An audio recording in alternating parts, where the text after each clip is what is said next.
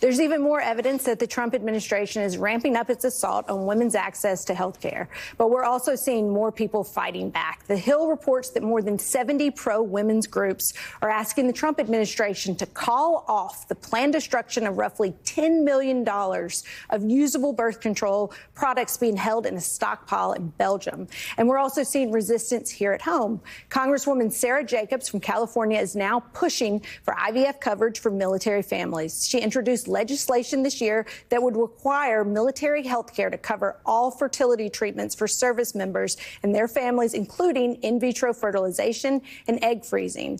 And Congressman Sara Jacobs joins us now. So, Congresswoman, I'm actually surprised, it's ignorance on my part, that the military health care, which is usually quite good, doesn't cover IVF for our service members. And considering that the Trump administration espouses to be pro-family and pro-military, I would think that this legislation would be a slam dunk. Can you talk about what you're pushing for? Absolutely. So right now, under TRICARE, the military insurance program, the only way that you can get IVF or fertility treatments covered is if you can prove a service-connected reason for your infertility, which is really, really hard to do, right? It's basically like if your parts are blown up or something. But we actually know that military families experience higher rates of infertility than your average family. 1 in 4 military families reports infertility. And so what this bill would do is that it would say that, you don't have to prove service connection. If you're a service member or dependent, you have access to the full range of fertility treatments from, preservation to IVF. And I'm really excited. We were able to get it in this year's National Defense Authorization Act, which passed the House floor this past week. And now we're working to make sure that it stays in the final version after conference. And we got this close last year, and Mike Johnson took it out because of his, very anti-abortion, I would argue, very crazy ideas about IVF and what, constitutes abortion. But we're hoping that since President Trump has been such an outspoken supporter of IVF, that he'll help us keep it in this time. Congresswoman, you've spoken in the past a bit about your own experience, your own fertility journey. Can you tell us a bit about how that's inspired you to do this work now? I know for so many women friends of mine who've been through it, speaking about it is sort of part of how they open the doors and invite other people to strategize about solutions with them. So I'm curious if you can share with us. Yeah, absolutely. So I'm 36 years old. I froze my eggs. I froze a batch of them in my first term in Congress. And then when I turned 36, went and talked to my doctor, and, she thought it made sense to freeze some more since I wasn't ready to have a family right now. But I know that I do want to have a family one day. And I feel like it's really important to talk about this publicly because I'll be honest, with my friends, like, egg freezing, fertility, all this stuff, it's like what we talk about all the time. But when I'm in Congress, many of my colleagues on both sides of the aisle just don't even know about these things at all, right? It's no secret that this Congress is the 3rd oldest Congress in history. Obviously, a lot of these technologies were not around when folks were in their reproductive years. And so, I feel really strongly that in talking about it, we are destigmatizing it, but also we're not going to get good policy if people don't even know what it is.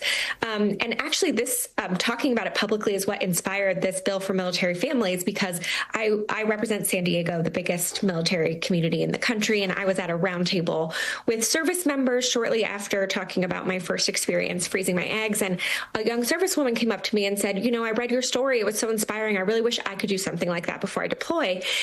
And I realized, this is something that, everyone should have access to, but at the very least, our service members should. And, given that we're in the triple minority and there's not a lot of hope of getting sort of a mass IVF, fertility mandate coverage for all insurance passed, we thought starting with military families might be a good first step that could help incentivize private insurers to cover it for everyone as well.